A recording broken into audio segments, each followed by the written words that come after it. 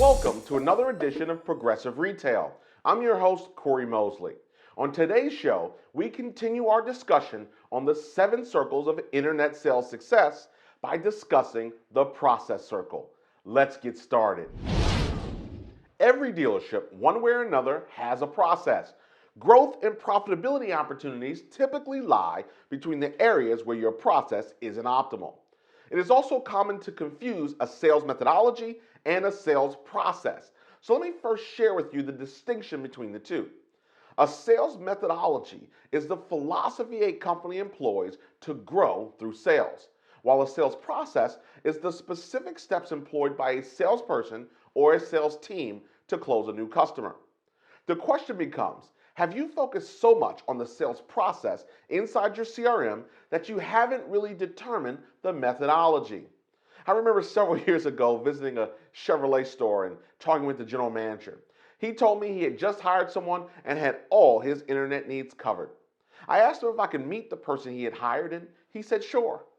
I walked over to meet the gentleman who apparently was just back from lunch because at least a third of his lunch had fallen on his shirt. I asked him where he had worked before previously. He told me everywhere. I then asked him what the lanyard was around his neck. He said all of his secret templates. We chatted for a few more minutes. I shook his hand, told the GM good luck, and left the store.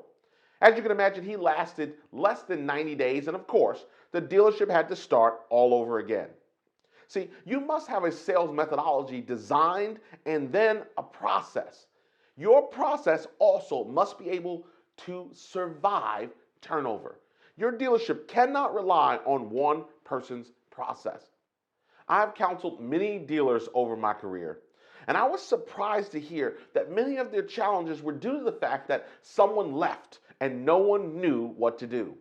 Shockingly, several dealerships had actually given up on the internet department and were just distributing leads on the floor with little to no accountability. So, I'd like you to consider 4 things as a starter to expanding or re-examining your process. Number 1, why should they be buying your product from your dealership, and how are you conveying that why? Number 2, how many contact attempts will you make to engage an internet buyer? Number 3, how long will you keep a lead in the active follow-up category? And number 4, does everyone engaged in the process understand it? Or is it some cryptic need-to-know program where the reps just need to sit in front of the computer and dial and not ask any questions? Finally today, if I ever get the opportunity to conduct an analysis for your dealership, be sure I will ask ownership, leadership, and the frontline employees what they believe the process to be. How would your dealership respond to this question right now? More often than not, I get 3 different answers. Additionally, within the internet department itself, once you cancel out the tasks that the CRM forces everyone to execute, there becomes differences of approach and technique that vary from person to person. How can you create a sales methodology and a sales process, then execute it effectively if all parties aren't on the same page? Well, execution is in fact another circle, so make sure that you check that episode out. And that simply is the way I see it.